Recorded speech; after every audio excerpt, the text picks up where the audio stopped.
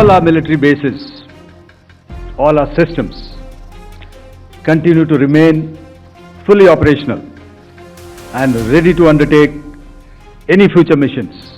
Good afternoon, ladies and gentlemen.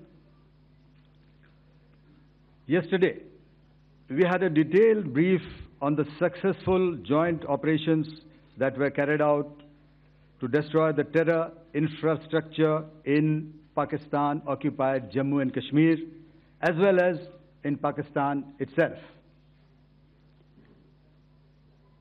We also iterated that our fight was with terrorists and their support infrastructure and not with Pakistan military. However, it is a pity that the Pakistan military chose to intervene and bat for the terrorist, which compelled us to respond in kind. दोस्तों, हमारी लड़ाई आतंकवाद और आतंकवादियों के खिलाफ थी। इसलिए 7 मई को हमने केवल आतंकवादी ठिकानों पर ही हमला किया था। पर अफसोस इस बात का है कि पाकिस्तानी सेना ने आतंकवादियों का साथ देना उचित समझा और इस लड़ाई को अपनी लड़ाई बना ली। इस परिस्थिति में हमारी जवाबी कार्यवाही अत्यंत आवश्यक थी और इसमें उनका जो भी नुकसान हुआ, वे खुद इसके लिए जिम्मेदार हैं।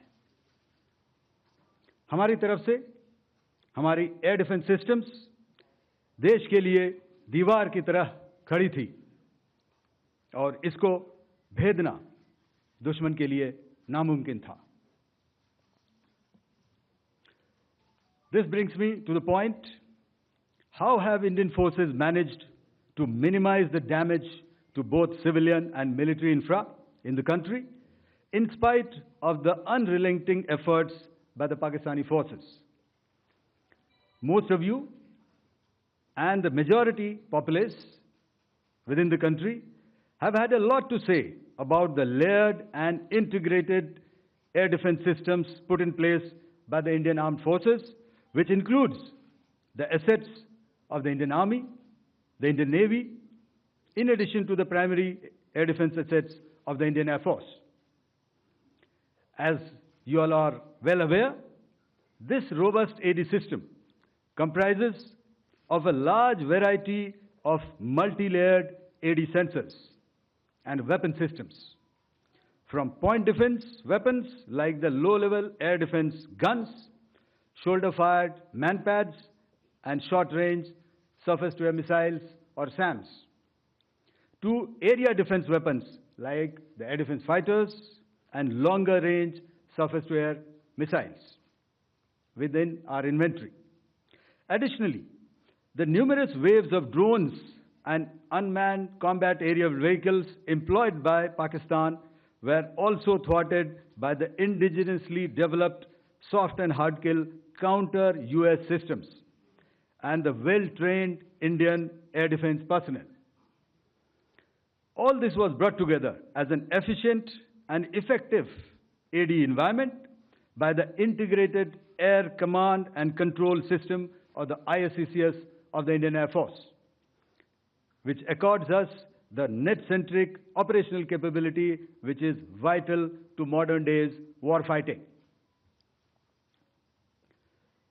While much has been said and written about the newer systems, I would like to place on record the performance and efficacy demonstrated by even the older battle-proven AD systems like the Pechora, the OSA AK, and the LLAD guns in countering the Pakistani threat vectors in the current operations. They were all modern generations, but these battle-proven systems stood the test of time and took them on head-on. Another highlight has been the stellar performance of the indigenous air defense weapon system like the Akash system. Here, ladies and gentlemen, I would like to mention that putting together and operationalization of this potent AD environment has been possible over the last decade due to unwavering budgetary and policy support provided by the Government of India in acquiring state-of-the-art equipment and weapon systems. Some of the results achieved in countering the enemy threat vectors over the last week are now being shown on the screen. Shown on the screen is the probable enemy PL-15 missile, which is of Chinese origin. This missile has missed its target, and you can see the pieces now which are available with us. Another weapon system or weapon which was found was the long-range rocket, the pieces of which you can now see on the screen. We have talked about the loiter munitions and the unmanned aerial systems, and here are some of the glimpses of those systems which we have brought down. To your right, with the right undercarriage or the wheel, you can see is the Yeeha system, which is of Chinese origin with Pakistan. You can see some quadcopters, and you can see one odd Sonka drone hanging by the wire. All these have been brought down by our trained crew and air defense systems. As far as our offensive actions are concerned, yesterday I had already shared some details about the targets engaged by the Indian Air Force. The composite picture of the Indian Air Force targeting so far is now shown on the screen. As you can see, we have targeted the length and breadth of the adversary. So with that, giving you an overview of how our air defense systems